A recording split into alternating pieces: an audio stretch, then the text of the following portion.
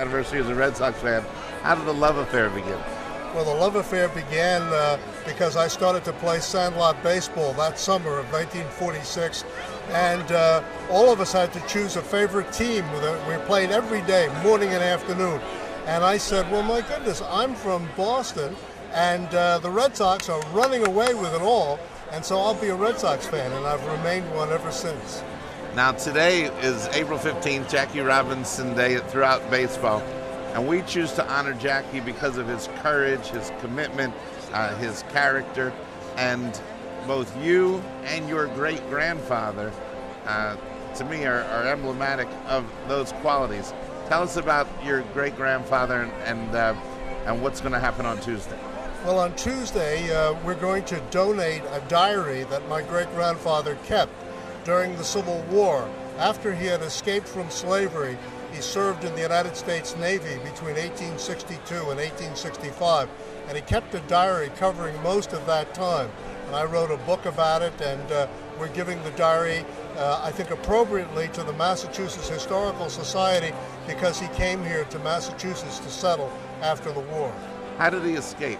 He escaped by rowing a boat with 7 other men down the Cape Fear River from Wilmington into the Atlantic Ocean, where he was picked up by one of the United States Navy ships, the USS Cambridge. And the Cambridge brought him ultimately to both New York and Boston. And in Boston, he became reacquainted with my great-grandmother, who was in Nantucket. So Boston is a very part of my story from the beginning.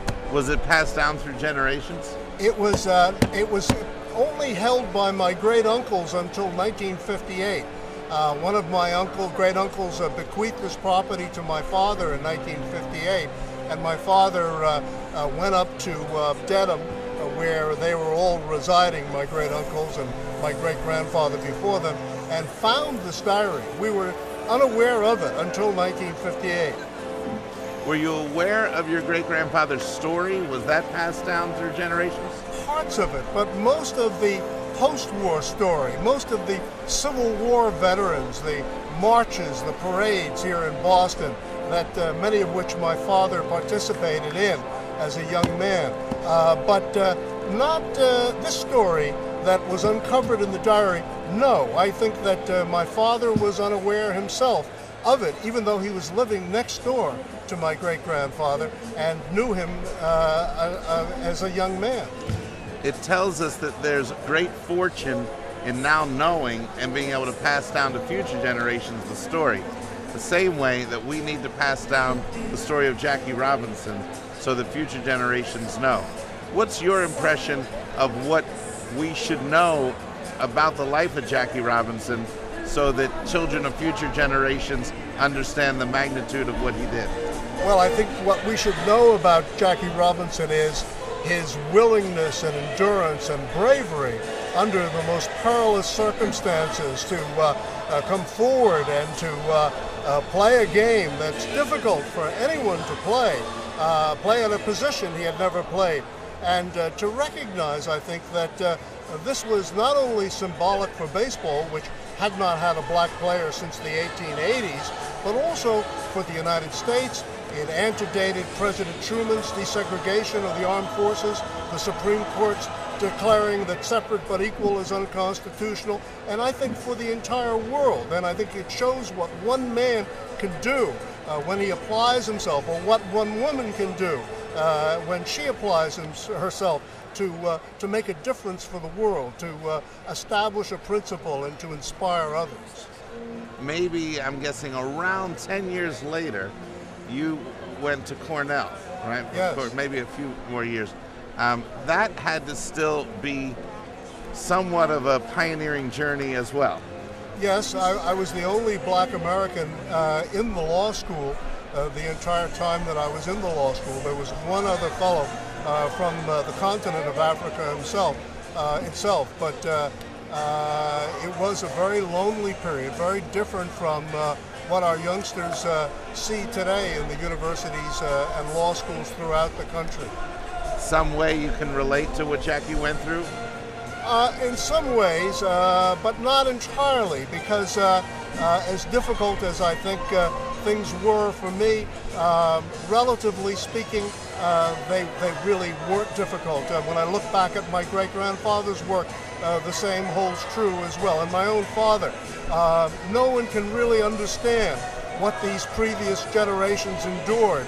I was in a lonely period, a difficult period, but really something that doesn't allow me to fully put myself in his shoes and to know what he endured standing out on this baseball field. Say it's been about 34 years that you've been at Stanford. Have you seen the changes at that university and other universities? Are we making sufficient progress? Well, I think there have been enormous changes at Stanford.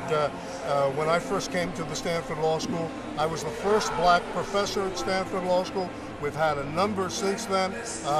We had very few black students. We've increased the student body in the law school and the university overall.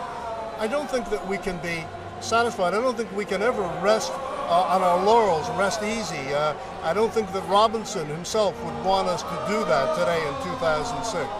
One of your proteges has been a great partner to the Red Sox in helping us with our community consciousness, Professor Charles Ogletree. What are your what would you tell us about him and how fortunate we are? Well, we're very proud of Charles at Stanford University. Charles was and this is how I first came to know him, was a leading student activist leading demonstrations on civil rights on South Africa. He was somebody who really stood up and was willing to organize and mobilize at Stanford, and we've seen him go on to greater things subsequent to his graduation from Stanford, Harvard Law School, both as a student and as a professor, and we're inspired by him. And I'm really personally very inspired with his connection with the Boston Red Sox. He's helped us as we've tried to make changes in the organization, and we've made many. But you wrote a piece in the Boston Globe earlier this week that reminds us in baseball we still have a long way to go. What's the essence of your message? Well, the essence of my message is that some clubs, and the Red Sox particularly because of the African American scholarship program that you've been involved in, and that I think you deserve a lot of credit and praise for, and Charles does as well, but there still are problems in baseball overall. There are not a sufficient number of black American players on the field, and I think in part this is due to the inner city, the lack of space in the inner city. In part it's due to the small number of scholarships that are available to students in the colleges, which increasingly in the United States have become part of the pipeline, the farm system for players. I think as well we need to recruit affirmatively blacks in manager and other minorities in managerial positions and in higher echelon positions throughout baseball. This is, I think, is the next step, and I know that you and Ogletree and the Red Sox will be involved in this, and I hope we can get the commissioner of baseball more interested in this also. Cool. How about that? All righty. Wow. We could have gone another hour. But then you missed the